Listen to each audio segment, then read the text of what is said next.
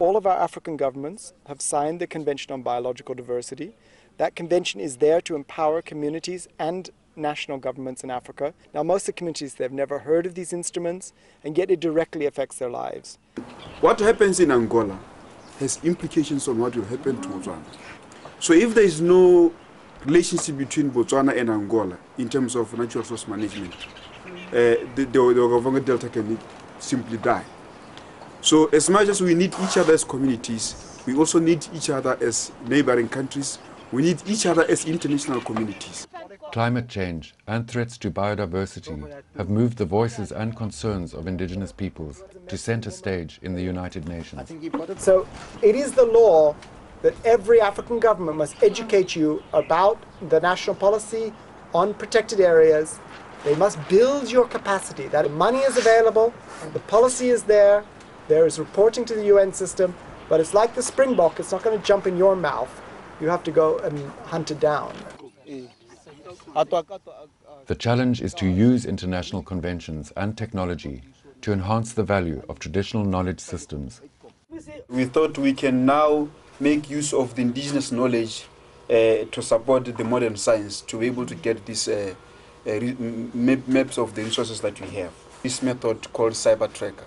We trained 14 trackers to be able to use the new technology using their own knowledge that they learned as they grew with their elders.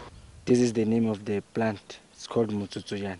You will press here and then you go ahead, press the arrow. It's edible by humans.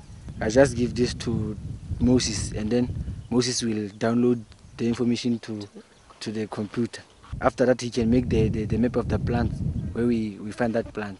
The issue of the Cyber Tracker is quite fascinating in that traditional knowledge is now being sort of recognized. I had always thought that there was no link between traditional knowledge and modern technology. Now that link is starting to actually closing up. I'm very, very happy with that. Marginalized indigenous peoples can use the media to get their concerns across to global audiences. Delegates enthusiastically embraced a workshop session on participatory video production. They endorsed plans for a formal participatory video training program. What does it do? We call it accuracy. It depends when you apply to your skill. Yeah, nice one. Thank you. Thanks.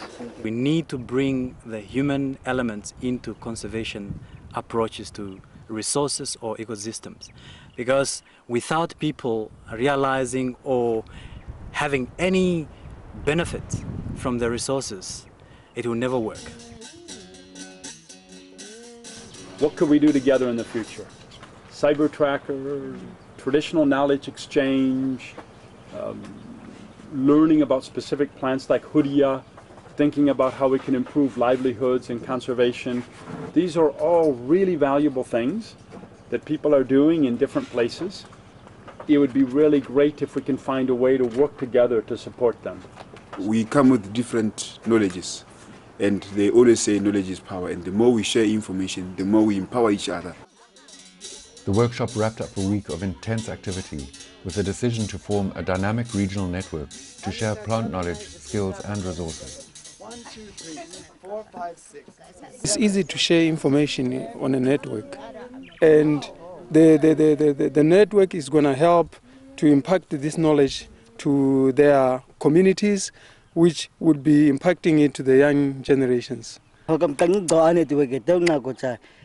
Shani had a cousin to Amkago.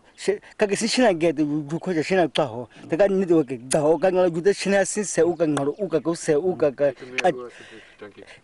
I do on Uga, Akajuko or Uga, a Jagana, or Uga Ashika on the same, and Rusagia on Koga, Ahementi. The meeting together with different people from different countries is very important in that sense. That is, we are mutually gaining experiences, some of which we can imply in our cases or as some of means of development even to our communities. I think it brought me back to the olden days where I was a young child, where I used to go out and go for hunting with my parents, So I have been empowered through this process because it's really brought my memories. So really I love to go out in the field and just to learn again what was once mine.